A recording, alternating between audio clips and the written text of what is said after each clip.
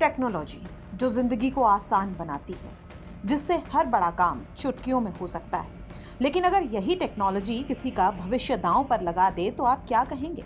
कुछ ऐसा ही हुआ यूपी पुलिस भर्ती परीक्षा देने जा रहे इन लड़कों के साथ। लंबे समय से तैयारी और जी तोड़ मेहनत करने के बाद जब एग्जाम देने की बारी आई तो एक छोटी सी टेक्निकल गलती ने इनके सपनों पर बड़ी चोट कर दी।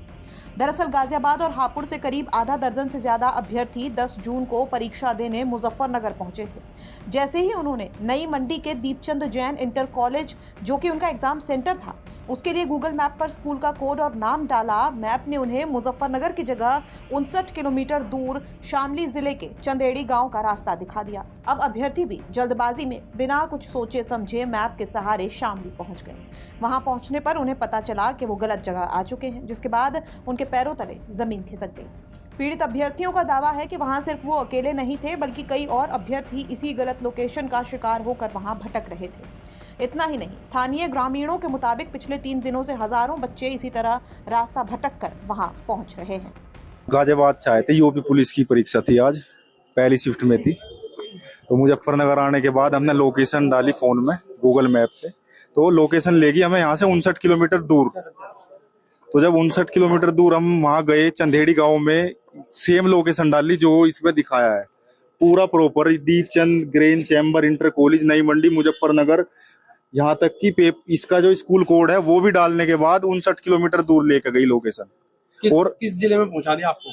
जिला तो शामली जिले में चंदेड़ी गांव पड़ता है।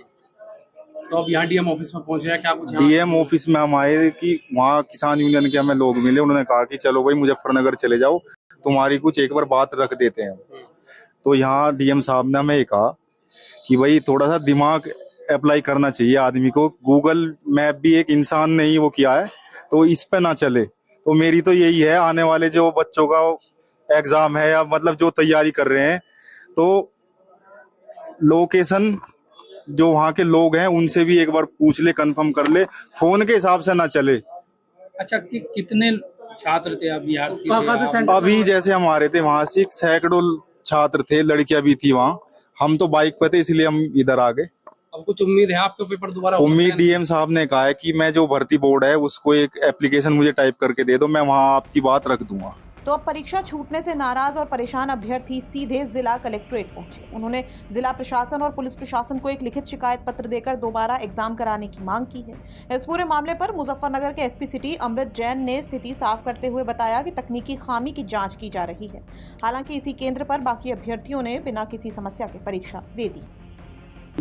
देखिए, 4 अभ्यर्थी हैं जो कि 2 हापुड़ से के रहने वाले हैं, 2 गाजियाबाद के रहने वाले। आज 10 जून को उनका एग्जाम सेंटर था, जो कि थाना नई मंडी क्षेत्रांतर्गत एक एग्जाम सेंटर है जिसका नाम दीपचंद ग्रेन इंटर कॉलेज है। उस सेंटर पे उनको ओरिजिनली जाना था, बट उनका ये कहना था, जो उन्होंने अपनी एप्लीकेशन के माध्यम से हमें अवगत करवाया, कि जब उन्होंने गूगल मैप पे डायरेक्टली इस सेंटर का नाम डाला तो जो लोकेशन उन्हें मिली वो शामली की आई, और वो उस लोकेशन को फॉलो करते हुए शामली पहुंच गए, और जिसकी वजह से उनका एग्जाम छूट गया। तो इस पूरी एप्लीकेशन को हम लोग दिखवा रहे हैं, इसमें क्या टेक्निकल इशू है इसमें हम लोग चेक करवा रहे हैं। बल्कि जो उल्लेखनीय बिंदु इसमें वो ये है कि इसी सेंटर पे पिछली 5 पालियों में लगभग 480 में से 390-380 की स्ट्रेंथ ने एग्जाम दिया है, और आज भी जो 5वीं पाली रही उसमें 373 लोग इसमें एग्जाम देके अभी जस्ट निकले हैं। तो एज सच कोई इशू नजर नहीं आ रहा है प्रथम दृष्टया, बट फिर भी हम लोग इसमें गूगल को एक लेटर लिखेंगे जिसमें कि क्यों ये लोकेशन वहां दिखाई जा रही है, इसके बारे में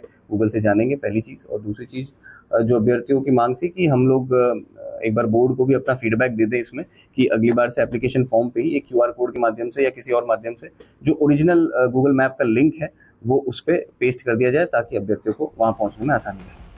तो प्रशासन ने अभ्यर्थियों को आश्वस्त कर दिया है कि उनकी शिकायत को भर्ती बोर्ड तक भेजा जाएगा और आगे जो भी आदेश आएगा उसके तहत उनको सूचित किया जाएगा। साथ ही भविष्य के लिए यह भी सुझाव दिया गया है कि एडमिट कार्ड में QR कोड या ओरिजिनल गूगल मैप का लिंक दिया जाए।